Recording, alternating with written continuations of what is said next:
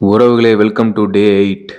இன்னைக்கு அண்ணனுக்கு கல்யாணம். அதனால டே 8 அண்ட் 9 கல்யாணம் மறுவீடுன்னு போயிடுச்சு. உறவுகளே வெயில் வேற மண்டைய பொளக்குது. குரூப் ஃபோட்டோஸை போட்டுட்டு பிரியாணி சாப்பிட்டுட்டு கசின்ஸ் கூட கொஞ்ச நேரம் நேரத்தை ஸ்பெண்ட் பண்ணிட்டு நேராக டே 10ல குதிச்சாச்சு. வழக்கம் போல் ஆஃபீஸை முடிச்சுட்டு நேச்சரை ரசிச்சுட்டு வீட்டுக்கு கிளம்பிட்டேன். வீட்டுக்கு வந்ததுமே மனமாக ஒரு பிளாக் காஃபி ஒன்று போட்டாச்சு. அதுக்கப்புறம் மாடு நமக்கான கொடுத்த கிஃப்ட்டு சீம்பால் அதையும் எடுத்து வாயில் போட்டுட்டு செப்பலை போட்டுட்டு ஜிம்முக்கு கிளம்பிட்டேன். வேக வேகமாக நடந்து ஜிம்மில் கால் எடுத்து வைக்கிறேன். மணி இப்போவும் 8:30 தாண்டிடுச்சு. சரி, நமக்கான வார்மப்புகளை எல்லாத்தையும் போட்டுட்டு புல்லப்ஸ் ரொம்ப முக்கியம் இல்லையா, அதையும் போட்டுட்டு டெட்லிஃப்ட் அடிக்க போதுமான எனர்ஜி இல்லாத காரணத்தினால ஸ்ட்ரைட்டாக லேட் புல் டவுனுக்கு போயிட்டேன்.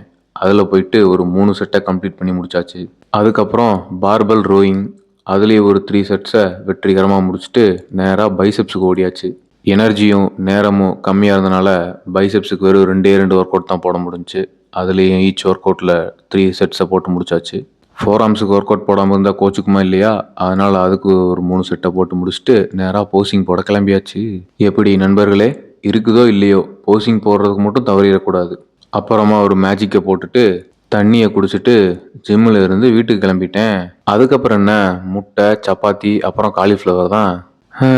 காலிஃப்ளவர்லாம் ப்ரோட்டீன் இருந்திருந்தா நான் இந்நேரம் எப்பயோ பாடி பில்டராக இருந்திருப்பேன். அவ்வளோதான் உறவுகளே, இதோட டே 10 முடிவடைகிறது. டே 11ல் சந்திப்போம். எல்லாரும் நல்லா சாப்பிடுங்க, சந்தோஷமா இருங்க, நல்லா தூங்குங்க. பாய்.